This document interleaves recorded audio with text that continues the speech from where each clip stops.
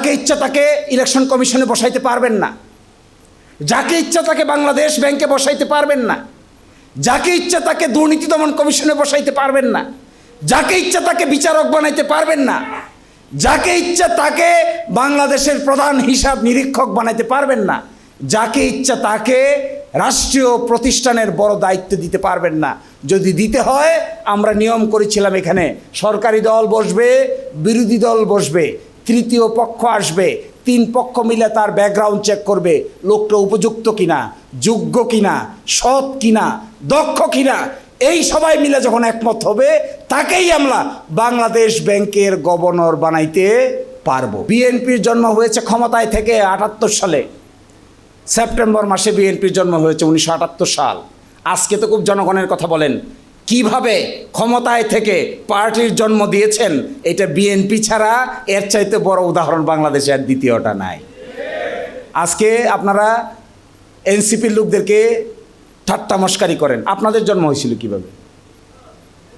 আপনাদের জন্ম কি জামাত ইসলামীর মতো হয়েছে? আপনাদের জন্ম কি অন্যান্য রাজনৈতিক দলের মতো রাস্তা থেকে হয়েছে? আপনাদের জন্ম হয়েছে তো আপনারা যখন ক্ষমতায় ছিলেন, ক্ষমতায় থাকা অবস্থায় একটা পার্টির জন্ম দিয়েছেন, এটার নাম বিএনপি। তাহলে ঠিক আছে, জন্ম দিয়েছেন, জন্ম দেওয়ার পরের আগের এবং পরের সময়টাকে কি করেছেন? বলছেন ১৯৭৫ সালের ২০ আগস্ট থেকে ১৯৬৯ সালের এপ্রিল মাস পর্যন্ত, ৭৯ সালের এপ্রিল মাস পর্যন্ত যা কিছু করা হয়েছে, এইটিকে কোনো আদালতে প্রশ্ন উত্থাপন করা যাবে না। এটা করেছেন কেন? কারণ যে তরিকায় ক্ষমতা এসেছিলেন, যে সিস্টেমে ক্ষমতা এসেছিলেন, ওই সিস্টেমটা বাংলাদেশের সংবিধানে এইভাবে লিখিত ছিল না। তাহলে এখন যে ইউনূস সরকার ক্ষমতা এসেছে, এরপরে যে নির্বাচন হয়েছে, এটা কি এখানে লেখা আছে? আছে? তাহলে এটা কি করবেন এখন? এখন কি খালি হাসপাতালে হাসপাতালে ঘুরবেন? এখন কি করবেন? এই যে সময় পার করলাম আমরা, ৫ই আগস্ট থেকে শুরু করে ১২ই ফেব্রুয়ারি নির্বাচন পর্যন্ত, এটাকে কিভাবে কভার করবেন?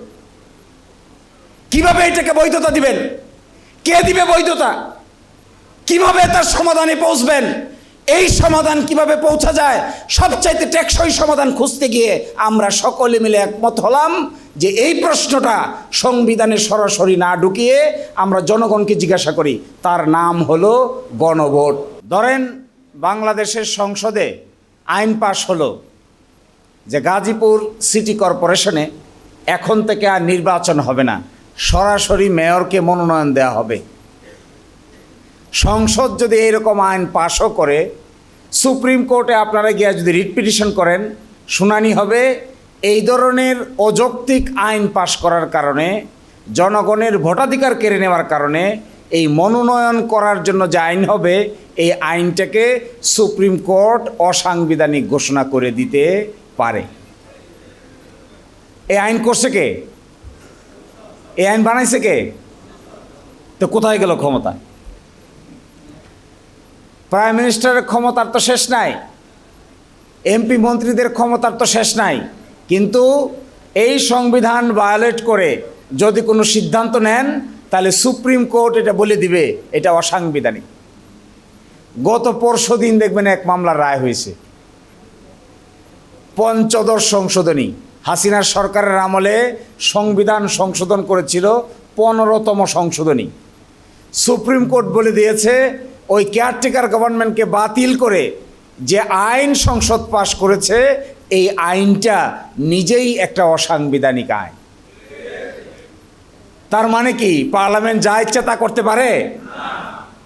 এটাকে চেক দেয় কে? বিচার বিভাগ। আবার বিচার বিভাগ যা ইচ্ছা তা করতে পারবে? এটাকে চেক দেয় শাসন বিভাগ। শাসন বিভাগের হেডে আছে প্রাইম মিনিস্টার, তার সঙ্গে আছে মিনিস্টার, মন্ত্রী, প্রতিমন্ত্রী, উপমন্ত্রী, এটার নাম শাসন বিভাগ। তাহলে একটা রাষ্ট্রের এই তিনটা অঙ্গ, একটা হলো বিচার, একটা হলো সংসদ, আর একটা হলো শাসন।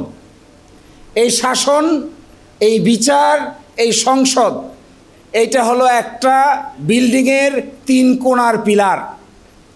এই পিলারের মাথায় কি আছে?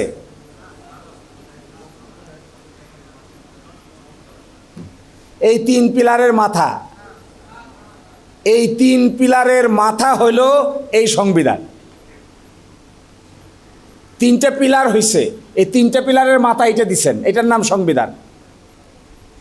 এই সংবিধানটা তার ক্ষমতাকে 3টা পিলারের ভিতরে ভাগ করে দিয়েছে।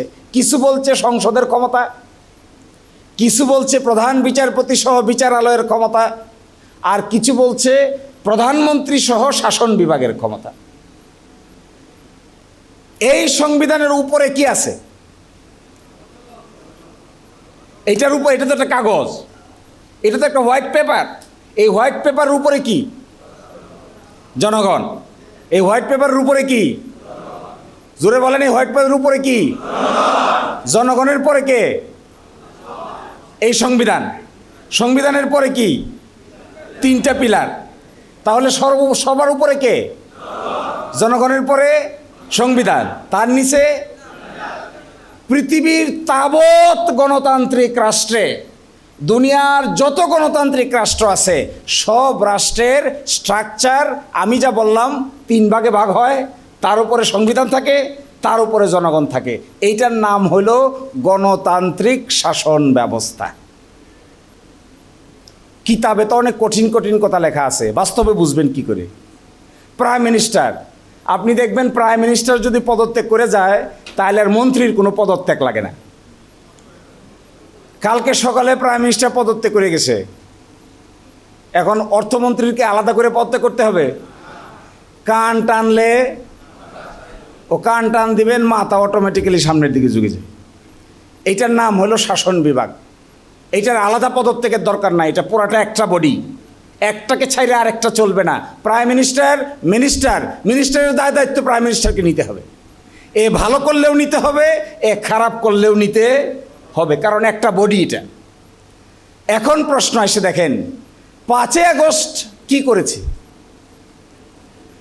5 আগস্ট হলো এই জনগণ, যে জনগণের অবস্থান সংবিধানের উপরে। এই জনগণ বলছে যে সরকার ব্যবস্থা আমাদের এখানে আছে এইটাকে তারা বাংলাদেশ থেকে তাড়িয়ে দিয়ে পার্শ্ববর্তী দেশে আশ্রয় নিতে বাধ্য করেছে। তাহলে এই কাজটা করেছে কে? এখন জনগণ যদি এই কাজ করে, তারপরে জনগণ বলে যে আমি তোমাকে তাড়িয়ে দেওয়ার পরে এবার বইটা নতুন করে লিখতে চাই, পারবে না? পারবে না? আমরা যে জুলাই সনদের কথা বলছি, এইটা মূলত এই বইটাকে নতুন করে লেখার নামই হইল জুলাই সনদ বাস্তবায়ন করা। আচ্ছা বলেন, বাংলাদেশের জনগণের এই অধিকার আছে না নাই? যদি না থাকে তাহলে কি গণতান্ত্রিক রাষ্ট্র থাকে? গণতন্ত্রে প্রথম ক্ষমতাধর হলো বাংলাদেশের জনগণ, এরপরে হলো সংবিধান, তারপরে হলো 3টা চাকা। এই যে বাড়ির পাশে কোর্ট দেখেন না, জজ কোর্ট আর ম্যাজিস্ট্রেট কোর্ট, সে ক্ষমতা পাইছে কই? ক্ষমতা পাইছে তো এখান থেকে। ও যে আপনারা দৈরা বাইন্দে নিয়ে যায়, জেলের ভিতরে ঢোকায়, ফাঁসি দেয়, যাবজ্জীবন দেয়, পাইছে কই ক্ষমতা? ও তো মানুষ, আমিও তো মানুষ। ও উপরে বসে, আমি উপরে নিচে বসি, কিন্তু আমাকে যে ফাঁসি দিয়ে দেয়, আমাকে যে যাবজ্জীবন কারাদণ্ড দিয়ে দেয়। আমি আমার ওয়াইফকে মারছি, তারপরে আমার ফাঁসি দিয়ে দেয়। ওয়াইফ তো আমার, ফাঁসি দিয়ে দিচ্ছে আরেকজন। এই ক্ষমতা পেল কোথায়? এই ক্ষমতাও পেয়েছে এই বইয়ের 3টা পিলারের একটা পিলার হিসেবে। সরকার হঠাৎ করে বলে গাজীপুর মানুষের বাড়ি ঘর ভাঙ্গা রাস্তা বানায় ফেলবে, বলে না? বানাইছে এরকম রাস্তা? পাইল কই ক্ষমতা? বা রাস্তা, বাড়ি তো আমার বাড়ি না দিলে জোর করে নিয়ে যাচ্ছে, যে আমার ঘর জোর করে নিয়ে যাচ্ছে, বলছে আমরা রাস্তা বড় করব। একোয়ার করে নেয়, শোনেন নাই? একোয়ার করে নেয়। সরকার যদি একোয়ার করে নেয়, বাধা দেওয়া কোনো ফায়দা হয়? তো নিচ্ছে কিভাবে? ক্ষমতা পাইল কই? এই 3টা বিভাগের একটা বিভাগ হলো শাসন বিভাগ। ওই শাসন বিভাগ, এই সংবিধান বলছে তার এই ক্ষমতা থাকবে। সে জনগণের প্রয়োজনে, রাষ্ট্রের প্রয়োজনে, জনস্বার্থে আপনার সম্পত্তি সে একোয়ার করে নিতে পারবে। এখন যদি এইটা এখানে লেখা না থাকে তাহলে সে পারবে? সংসদ অনেক আলোচনা হয়, আলোচনা হয়ে একটা আইন পাশ করো, শুনি কি আইন। যে এখন থেকে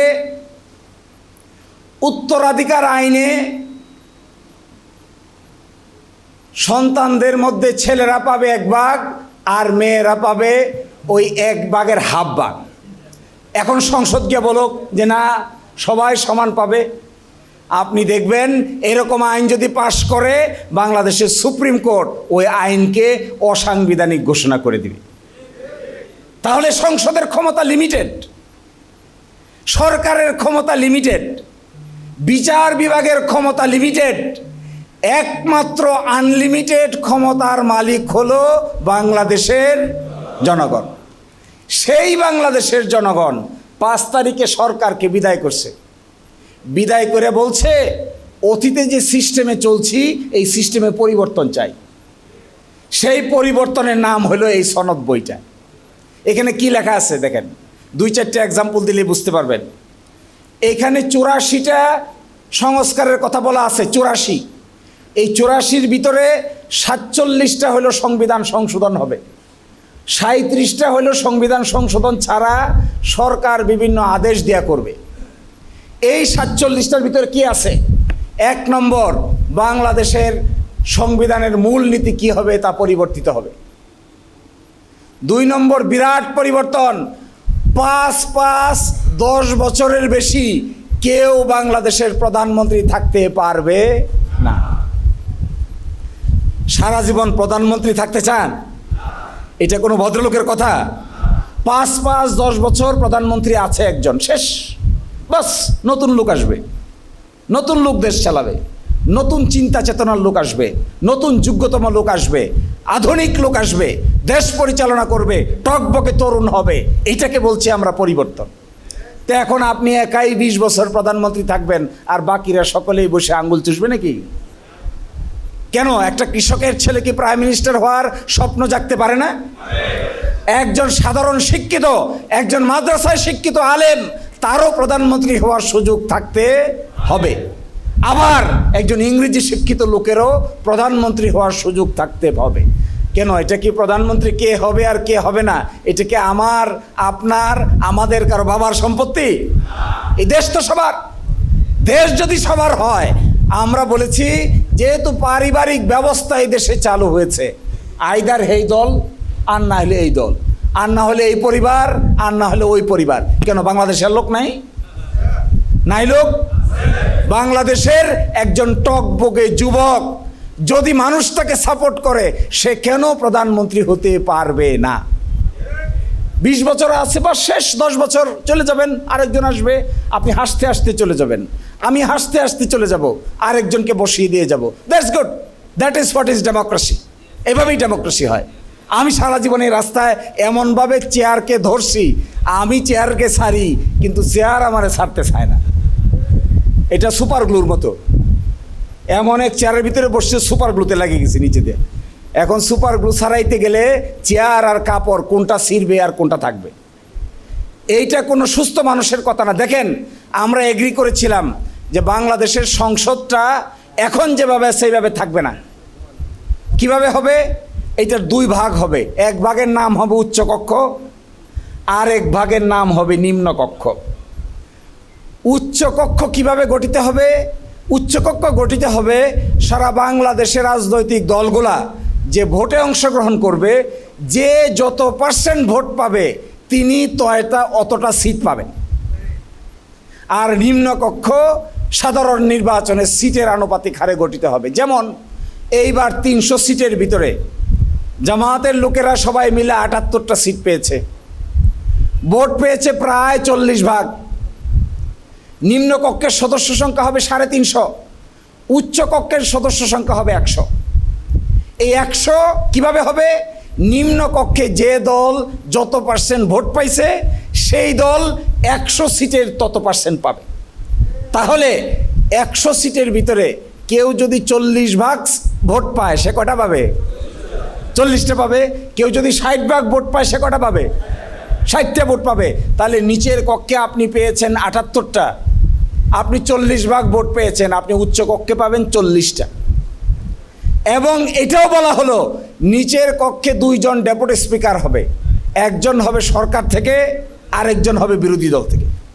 উচ্চ কক্ষে হবে একজন সরকার থেকে, আরেকজন হবে বিরোধী দল থেকে। আচ্ছা বলেন, এই সিস্টেম কি বাংলাদেশে আপনারা দেখতে চান না চান না? এটা বাধা দিচ্ছে কেন?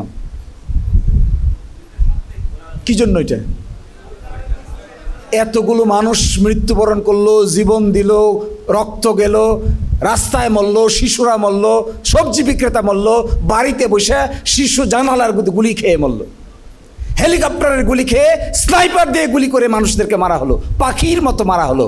মানুষ পরিবর্তন চাইলো, আপনি পরিবর্তন দিতে চান না, তাহলে আপনি কি গণতন্ত্রে বিশ্বাস করেন? তাহলে রাস্তা দুইটা, একদিনে দুই নির্বাচন, একটা মানেন আর একটা মানেন না। এর মানে কি?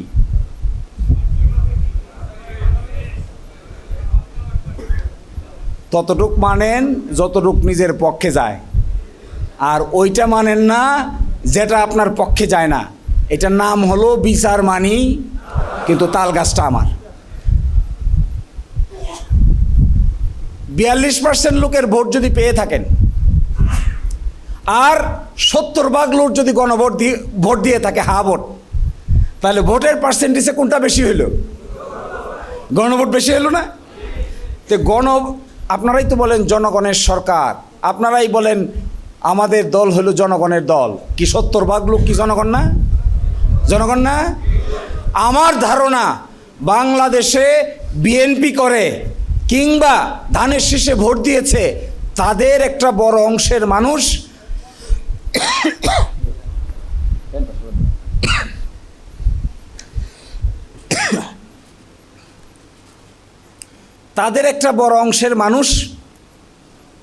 লক্ষ লক্ষ মানুষ যারা হা ভোটে ভোট প্রদান করেছে, তাতে তো দেখা গেল কি? তাতে দেখা গেল নিজের লোকদেরকেও আপনারা বিশ্বাস করেন না। 70% লোক যদি হা ভোট পায়, আর 40% লোক যদি ধানের শীষে ভোট দেয়, আর জামাত ইসলামী সহ বাকিরা যদি 39% ভোট পায়, তাহলে 70% হইতে বাকি 30% কোত্থেকে আসলো? যারা দাঁড়িপাল্লায় ভোট দিছে এরাই কি শুধু হা ভোট দিছে? তাহলে তো হা ভোট হওয়ার কথা ছিল 39%, হা ভোট তো হয়ে গেছে 69%। এর মানে কি? এই দাঁড়িপাল্লার লোকেরা তো দিছেই, ধানের শীষের লোকদের মধ্যেও 40 জনের মধ্যে প্রায় 30 জন লোক এই দাঁড়িপাল্লার পক্ষে ভোট দিয়েছে। তাহলে কি তাদের প্রতি আস্থা নাই? তাদেরকে আপনারা ভালোবাসেন না? তারা আপনাদের লোক না?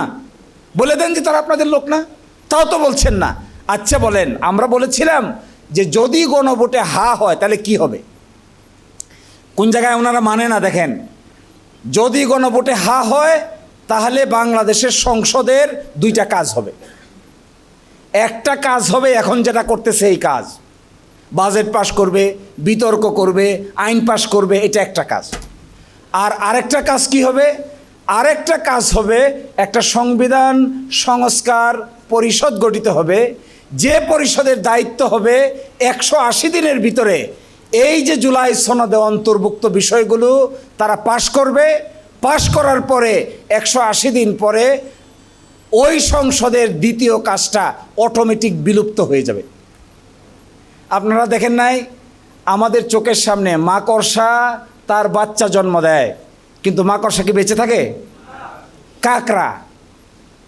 কাকড়া বাচ্চা জন্ম দেয়, কাকড়া কি বেঁচে থাকে? কাকড়া তো মৃত্যুবরণ করে। আমরা বলেছিলাম সংসদের দুইটা ক্যারেক্টার হবে, একটা ক্যারেক্টারের নাম হবে সংবিধান সংস্কার পরিষদ, এটা 180 দিন পর্যন্ত জীবিত থাকবে। 180 দিনের ভিতরে এখানে যা আছে এইটা এখানে ঢুকে যাবে, এই জায়গা থেকে সরে এই জায়গায় চলে যাবে। চলে গেলে তো আর সংবিধান সংস্কার পরিষদের আর কি কোনো দরকার আছে? তাহলে শেষ, এটার মৃত হয়ে গেল। মৃত হয়ে গিয়ে এখন সালাউদ্দিন আইয়ুবীরা যেভাবে সংসদ চলতেছে এইভাবে সংসদ চলবে। এই সংসদের দুটো ভাগ হয়ে যাবে, ফেটে যাবে। এই পার্লামেন্টটা ফেটে দুই ভাগ হয়ে যাবে। একটা ভাগের নাম হবে উচ্চকক্ষ, আর একটা ভাগের নাম হবে নিম্নকক্ষ। এই পরিবর্তন যদি এই দেশে আনা যেত, আমি আপনাদেরকে বলতে পারি যে ছাত্ররা জীবন দিয়েছে, বাংলাদেশের মানুষ যেটা চায় তার 100% বাস্তবায়ন করা সম্ভব হতো। কিন্তু এই কাজটা করতে দিচ্ছে না কেন তা আমার মাথায় ধরে না এখনো। আরও আশ্চর্যজনক, এই যে ছাত্ররা হাসিনাকে বিদায় করে দিয়েছে, এটা কি বৈধ না অবৈধ? নির্বাচন হয়েছে কয় তারিখ? 24 সালে, 24 সালে 7 তারিখ না? মেয়াদ ছিল কতদিন? তা আপনি তো আগেই পত্র পাঠে বিদায় করে দিয়েছেন, পত্র পাঠে বিদায় করে দিয়েছেন না? 24-এ নির্বাচন হইলে আরেকটা নির্বাচন কবে হওয়ার কথা? 29। তো মাত্র জানুয়ারি ফেব্রুয়ারি থেকে আগস্ট মাস পর্যন্ত টাইন্না মাইন্না কলে বলে, এটা কি গাজীপুরের লোকেরা কলে বলে বুঝেন? এই কলে বলে 7 মাসও পার করতে পারে নাই, পারছে? তো এটা কি ঠিকঠাক কামটা কি ঠিক করলেন না বেঠিক করলেন? ঠিক করছেন? করছেন ঠিক? আর যখন করতে গেছেন কাম, তখন পুলিশ গুলি মারছে না? হেরা কামটা ঠিক করছে? তা কামটা ঠিক করলো কে? আপনারা ঠিক করলেন না কে পুলিশ ঠিক করলো? মিলিটারিতে নেমে গেল হেলিকপ্টার নিয়ে, হেরা কি কামটা করলো? দাঁড়াইলো কি তাহলে? নির্বাচন হয়েছে, ক্ষমতায় আসছে, প্রাইম মিনিস্টার হয়েছে, 7 মাস যাইতে না যাইতেই গাঁটটি বুসকা লয়ে বিদায় হয়ে গেছে। এই কাম যারা ঘটাইছে তারা কি বৈধভাবে ঘটাইছে না অবৈধভাবে ঘটাইছে? বিএনপির লোকদের শোনেন একটা গল্প কই। এনেকে মিলিটারি আছে কিনা জানি না, আর্মি টার্মি আছেন কেউ? যদি কেউ থাকেন তাহলে কান বন্ধ করে রাখে। এদের বুদ্ধি হাঁটুতে। কেন হাঁটুতে বোঝেন? এক মহিলার একটা মাত্র সন্তান, সে আর্মি অফিসার হয়েছে,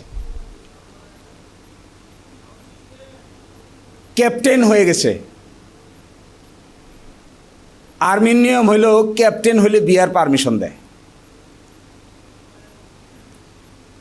ছেলে ক্যাপ্টেনও হয়ে গেছে, কিন্তু বিয়ার কোনো আলাপ আলোচনা করে না। মার মধ্যেও খুব সাংঘাতিক উদ্বেগ, কিরে বাবা একটা মাত্র ছেলে, তোরে আমি বিয়ে করাবো দেখে শুনে, তোর তো বিয়ার প্রতি কোনো আগ্রহ নাই। ছুটিতে আসছে, মিলিটারি অফিসার বাড়িতে ছুটিতে আসছে, আইসে জানালার পাশে বসে বাইরে তাকায় রয়েছে। মা দূর থেকে দেখতেছে যে ছেলেটা জানালার পাশে বসে কি দেখে। পিছন থেকে দেখতেছে পর্দা ঠাইনা যে মেয়ে মানুষরা রাস্তা দিয়ে হাঁটে যেতেছে, তার ছেলে এটা গভীর আগ্রহ নিয়ে দেখতেছে। তো মার মনের ভিতরে জাগছে, এই বুঝে আমার ছেলের বিয়ে করার সামর্থ্য হয়েছে, এই বুঝে আমার ছেলের মনের ভিতরে বিয়ে করার কায়েস জন্ম নিয়েছে। খুব খুশি। হঠাৎ করে ছেলে ছায়া দেখে মা পিছন দিয়ে এটা দেখতেছে, মারা ডাকতেছে, মা তাড়াতাড়ি এসো, তাড়াতাড়ি এসো, একটা গুরুত্বপূর্ণ জিনিস। কি বিষয়?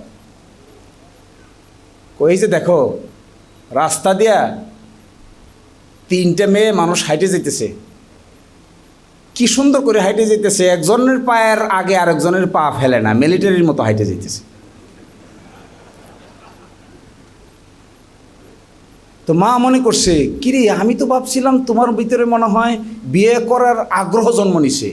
কয় না, আমি আসলে মিলিটারিতে প্রতিদিন সকালবেলা উঠে left right left right left right করি না, এখন রাস্তা দিয়ে যেই হেঁটে যায় আগে দেখি লেফট রাইট ঠিক আছে কিনা। এটার নাম হইল হাঁটুতে বুদ্ধি। বিএনপি লোকদের আচরণে মনে হয় এদের মাথায় আর ঘিলো নাই, সবটা নামে হাঁটুতে চলে যায়। নিজের কোনটা ভালো হবে এটা তো পাগলেও বুঝে, পাগলেও বুঝে না? একটা পাগল মহিলাও দেখবেন, তাকে সন্তান কুলে দিয়ে দিলে সব কিছু ছেড়ে দেয়, কিন্তু সন্তানটাকে জড়ায় ধরে রাখে। দেখেন না রাস্তার পাশে বসে থাকে, কত নোংরা, খাইতে পায় না, কিন্তু সন্তান ছাড়ে না, বাচ্চাটাকে ছাড়ে না, কারণ এটা তার বেবি, এটা তার লাইফ, এটা তার জীবন, এটা তার মরণ। বিএনপির লোকদের মাথায় এরকম জিনিস ঢুকছে যে কোনটা তার নিজের জন্য ভালো, কোনটা জাতির জন্য ভালো, এইটা বুঝতারও ক্ষমতা তারা ইতোমধ্যে হারিয়ে ফেলেছে। আচ্ছা, এই যে 5ই আগস্ট হাসিনাকে আমরা বিদায় করে দিলাম সবাই মিলে, আর নতুন একটা নির্বাচন হলো 26 সালের 12ই ফেব্রুয়ারি। এই 5ই আগস্ট থেকে 12ই ফেব্রুয়ারি 2026, এই সময়টার সাংবিধানিকভাবে বৈধতা দিতে হবে না? হবে না? দিলে এই সময় কি হলো? ইউনূস কোথা থেকে আসলো? ইউনূস কি নির্বাচন করে এসেছে? কোথা থেকে সরকার গঠন করলো?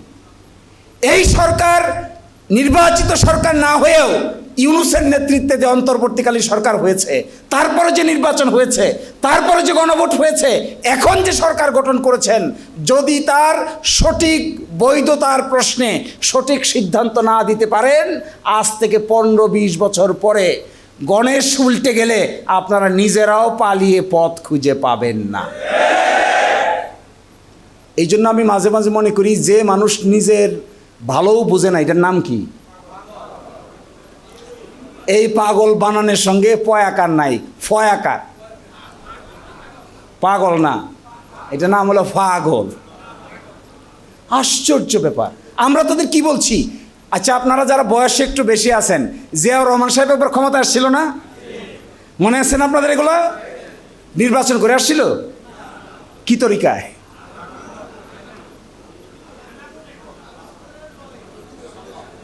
মনে আছে এগুলো আপনাদের? এটার নাম কি? আর গায়েতে কি ছিল? আমার মতো এরকম সেই শিশমনির পোশাক পাঞ্জাবি পাজামা ছিল, জলপাই কালারের কাপড় ছিল, মনে আছে? তো ক্ষমতা আসছে কি করে?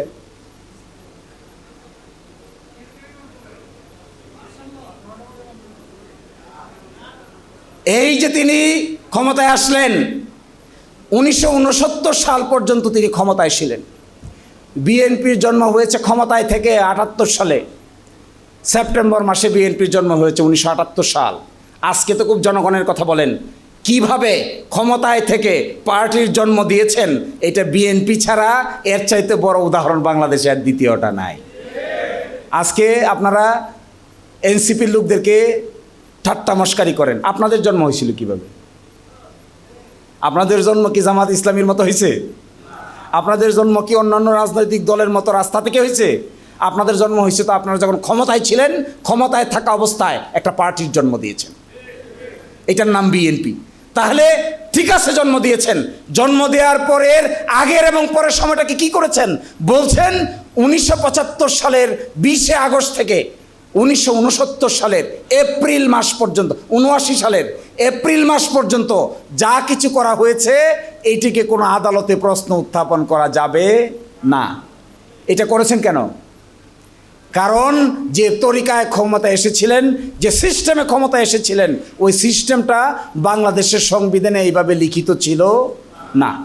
তাহলে এখন যে ইউনূস সরকার ক্ষমতা এসেছে, এরপরে যে নির্বাচন হয়েছে, এটি কি এখানে লেখা আছে? আছে? তাহলে এটা কি করবেন এখন? এখন কি খালি হাসপাতালে ঘুরবেন? এখন কি করবেন? এই যে সময় পার করলাম আমরা, 5 আগস্ট থেকে শুরু করে 12 ফেব্রুয়ারি নির্বাচন পর্যন্ত, এটাকে কিভাবে কভার করবেন? কিভাবে এটাকে বৈধতা দিবেন? কে দিবে বৈধতা? কিভাবে তার সমাধানে পৌঁছবেন? এই সমাধান কিভাবে পৌঁছা যায়, সবচাইতে টেকসই সমাধান খুঁজতে গিয়ে আমরা সকলে মিলে একমত হলাম যে এই প্রশ্নটা সংবিধানে সরাসরি না ঢুকিয়ে আমরা জনগণকে জিজ্ঞাসা করি। তার নাম হলো গণভোট। এই দেখেন এখানে কি লেখা আছে? এই অর্ডার জারি হয়েছে 13ই নভেম্বর 2025। 13ই নভেম্বর, দেখেন কি লেখা আছে এখানে, সংসদ নির্বাচন অর্থ এই আদেশ জারির অব্যবহিত পরে অনুষ্ঠিত জাতীয় সংসদের সাধারণ নির্বাচন। তাহলে এই আদেশ জারি হলো কবে? 13ই নভেম্বর। নির্বাচন হলো কবে? 12ই ফেব্রুয়ারি। তাহলে এই আদেশ জারির পরে হলো না আগে হলো? পরে। এরপরে কি বলছে দেখেন, এই আদেশ জারির অব্যবহিত পর অনুষ্ঠিতব্য জাতীয় সংসদ নির্বাচনের দিন এই আদেশ অনুযায়ী গণভোট অনুষ্ঠান করা হবে। পাওয়া গেছে আইন? তাহলে সংসদ নির্বাচন যে হবে তাও পাওয়া গেল, গণভোট যে হবে তাও পাওয়া গেল। গণভোট হইলে কি হবে এইবার শোনেন। গণভোটে উপস্থাপিত প্রশ্নের উত্তর হাসূচক হইলে কি হবে? হাসূচক হয়েছে না, এবার কি হবে? এই আদেশ জারির অব্যবহিত পর অনুষ্ঠিতব্য জাতীয় সংসদের সাধারণ নির্বাচনে নির্বাচিত প্রতিনিধিদের সমন্বয়ে একটি সংবিধান সংস্কার পরিষদ গঠিত হইবে। হইছে? তো এই কামটা কেন ঘটাইলেন?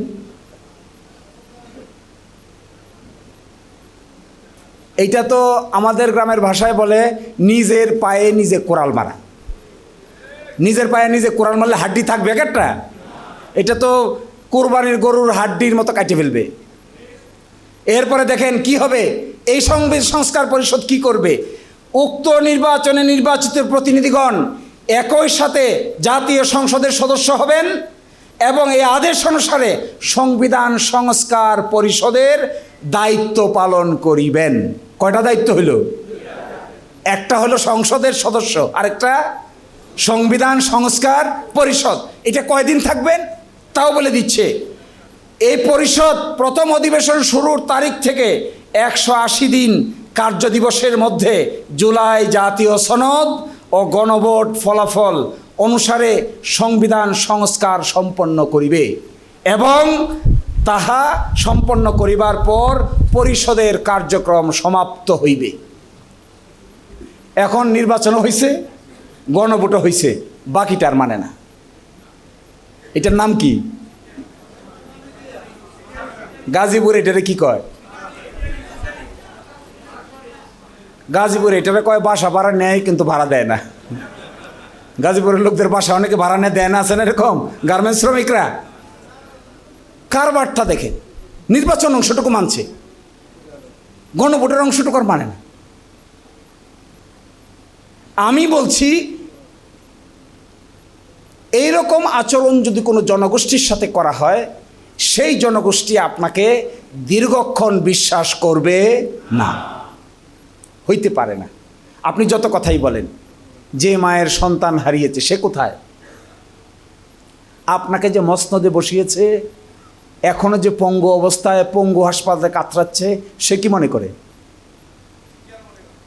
এখনো যে থাইল্যান্ডে সিঙ্গাপুরে চিকিৎসারত অবস্থায় আছে, সে কি মনে করে?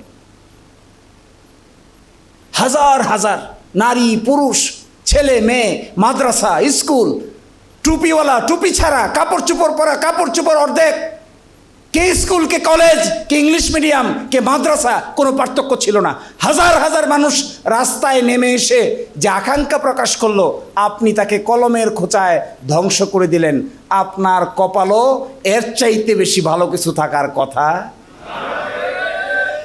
না, শুধু সময়ের ব্যাপার। তো আমার সময় শেষ হয়ে গেছে। আমি আবার আপনাদেরকে মূল কথাটা বলি। রাষ্ট্রের 3টা অঙ্গ হয়, একটার নাম হলো সংসদ, একটার নাম হলো সরকার, আরেকটার নাম হলো বিচারালয়।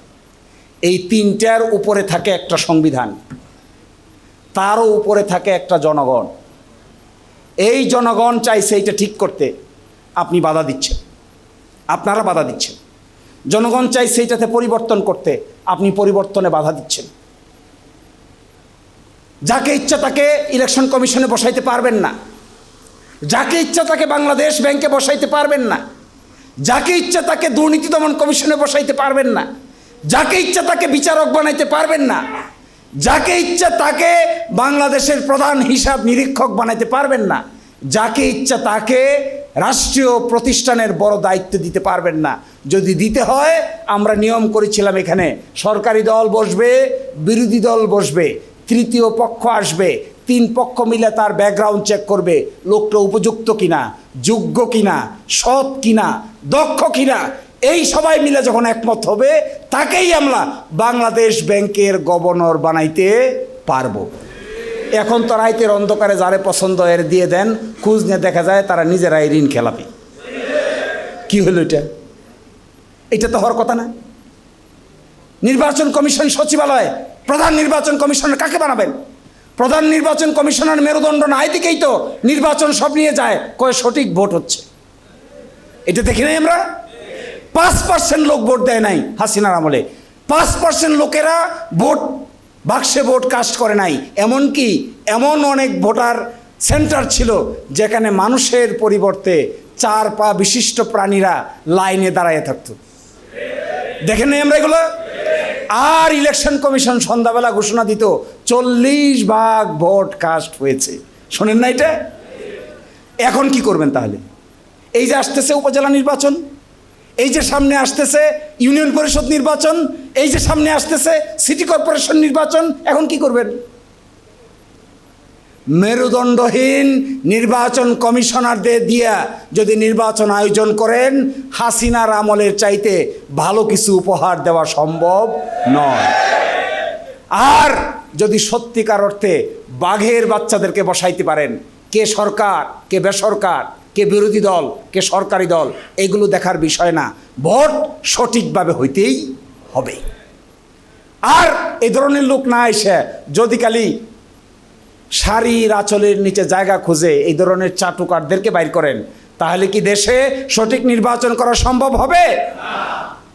আমরা এই কথাই এখানে লিখেছিলাম। এইটার নাম জুলাই সনদ। জুলাই সনদ তো একটা বই, এর ভিতরে আছে কি দিনের পর দিন, মাসের পর মাস কাগজ কলম কুকালতি বুকালতি সব বাদ দিয়া দিনের পর দিন আমরা সময় কাটিয়েছি। কোনটা ভালো হবে, কোনটা জনগণের জন্য ভালো হবে, কোনটা দেশের জন্য ভালো হবে, কোনটা ভবিষ্যৎ প্রজন্মের জন্য ভালো হবে, কে দুর্নীতি দমন কমিশনের প্রধান কে হবে, বাংলাদেশ ব্যাংকের প্রধান কে হবে, প্রধান বিচারপতি কে হবে, বিচারকরা কি যোগ্যতা সম্পন্ন লোক হবে। এইটা যদি আমরা পরিবর্তন করতে না পারি, তাহলে কি দেশের পরিবর্তন করা সম্ভব হবে? দেখেন, ওনারা খাল কাটে, তো খাল কাটে তো ভালো কাজ। কয়টা খাল কাটবেন বলেন তো দেখি? পুরা গাজীপুরে কতগুলো খাল আছে যে কাটা সম্ভব? সারাদিন ধরে যদি খাল কাটেন, কটা কাটবেন? যদি সরকারের অফিস কার্যকর না হয়, এইখানকার অফিস পানি উন্নয়ন বোর্ড যদি কাজ না করে, সৎ লোক যদি পানি উন্নয়ন বোর্ডে না থাকে, পানি উন্নয়ন বোর্ডের অফিসাররা যদি ঘুষ খায়, যদি দুর্নীতিতে লিপ্ত হয়, আমি আপনি একা কয়টা খাল কেটে দেশের উন্নয়ন করতে পারবো? কি করে সম্ভব? সিস্টেম ঠিক করতে হবে। তো সিস্টেম, টাকা আসে টাকা যায়, কোথা থেকে আসে টাকা? জনগণের টাকা আসে, যাবে কোথায়? জনগণের কাছে যাবে। তাহলে একটা সিস্টেম বানাইতে হবে, একটা সিস্টেম ঠিক করতে হবে। আমরা বললাম কোনো টাকা সরাসরি কেউ নিতে পারবে না, কোনো টাকা সরাসরি কেউ ব্যয় করতে পারবে না। তো বলে যে তাহলে সরকার চলবে কেমনে? সব সিস্টেমের মাধ্যমে চলবে। কি সিস্টেম? টাকা আসবে, কোনো ক্যাশ ইনকাম হবে না, সব ইনকাম থ্রো ব্যাংক। কোনো ক্যাশ খরচ হবে না, সব ইনকাম সব খরচ হবে বাই চেক। দুর্নীতিবাজদের কলিজা এখানেই কাঁপাকাঁপি শুরু হয়ে যায়। বলে চায় চেকের মাধ্যমে কাও দিবে, তা আমার কি হবে? কারণ কি, যে রাজনীতি আপনারা ফিট করেছেন, ওই রাজনীতি করে টাকা ইনকাম করা ছাড়া আর কোনো রাস্তা তাদের সামনে খোলা। খালি খুঁজে দুতুর বুতুর, দুতুর বুতুর বুঝেন? খালি দুতুর বুতুর করে। কি দুতুর বুতুর? কয় আপনি এমপি সাহেব এমপি হয়েছেন, আমার কি? বলে আপনি রাজনৈতিক দলের নেতা, কয় আপনি তো অনেক কিছু পাইতেছেন, গাড়িতেও চড়েন, সংসদেও যান, আলাপও করেন, আমি যেহেতু পরিশ্রম করলাম, আমার কি? তো তোমার কি? সরকারি প্রজেক্ট দিয়ে দিতাম তোমারে? দেওয়া যায়? সরকারি প্রজেক্ট এইভাবে রাজনৈতিক দলের নেতাদের হাতে তুলে দেওয়া যায়? আমি আপনাদেরকে সাহস করে বলে যাচ্ছি, যদি রাজনীতি থেকে সরকারি টাকা লুটপাট করার ব্যবস্থা বন্ধ করা যায়, বাংলাদেশে বহু রাজনৈতিক দল পাবেন যাদের একটা কর্মীও খুঁজে রাস্তায় পাবেন না। সিক্রেটটা ওখানে। কারণ কি? পালতে হয়। কিভাবে পালে? কর্মী পালে। এদিকে কি এটার নাম কর্মী পালা, এদিকে সারে, ওদিক দিয়ে আরেকজন ধরে নিয়ে চলে যায়। কোটি কোটি টাকা। এখন যখন আমরা বলি যে না, নো আয় উইদাউট চেক, নো ব্যয় উইদাউট চেক, এবার কলিজার ভিতরে মুচড় মেরে ওঠে যেটা আমার কি হবে, আমার কি হবে। আমি আপনাদেরকে বলে দিয়ে যাচ্ছি লাস্ট কথাটা, যে সংস্কার আমরা চেয়েছি, সত্যিকার অর্থে সংস্কার যদি এদেশে বাস্তবায়ন হয়, বাংলাদেশকে একটা সোনার বাংলাদেশে রূপান্তর করা সম্ভব হবে। আর ঘুরে ফিরে যদি সেই দুর্নীতির জাতাকলে লিপ্ত হতে হয়, তাহলে বাংলাদেশের মানুষের সামনে গণ অভ্যুত্থান ছাড়া আর কোনো রাস্তা খোলা থাকবে না। যত তাড়াতাড়ি বুঝবেন তত মঙ্গল হবে। যত তাড়াতাড়ি বুঝবেন না, নিজের কপালে নিজেই পেরেক মারবেন। আমাদের কি? আমরা বলেছিলাম ভালো কথা, রাষ্ট্রটাকে আমরা সাহায্য করতে চাই, আপনাদের সরকারকে আমরা সাহায্য করতে চাই। We want to help the government. We want this government should B A stable government, should B a successful government. We want ইট। এবং সরকার সাকসেসফুল হলে আমাদের কোনো ক্ষতি নাই, কিন্তু আপনি সংস্কার না করে যদি অতীতের সিস্টেমকে আবার ডেকে নিয়ে আসেন, তাহলে বাংলাদেশের মানুষের সঙ্গে প্রতারণা ছাড়া আর কিছু করা হবে না। সবাই ভালো থাকবেন। আমরা নতুন বাংলাদেশ দেখতে চাই। আমরা দেখতে চাই কৃষকের ছেলে প্রধানমন্ত্রী হবে। আমরা দেখতে চাই একজন গরিবের ছেলে মন্ত্রী হবে। আমরা দেখতে চাই একজন রাস্তার ফকিরও স্বপ্ন দেখবে যে সে যদি ভালো হয়, যোগ্য হয়, তাহলে তো সুযোগ্যতম চাকরি খুঁজে পাবে। আমরা দেখতে চাই না কে কার মামু, কে কার চাচা, কে কার নানা আর কে কার খালু। এগুলো আমাদের কাছে দেখার বিষয় না। আমাদের কাছে একমাত্র দেখার বিষয় যোগ্যতম মানুষকে যোগ্য জায়গায় পৌঁছে দিতে হবে। এই জায়গায় জামায়াতে ইসলামী সহ আমরা যারা আছি 11 দল, আমরা শেষ দিন পর্যন্ত এই সংগ্রাম চালিয়ে যাব ইনশাআল্লাহ। আল্লাহ আমাদের তৌফিক দান করুন। আসসালামু আলাইকুম।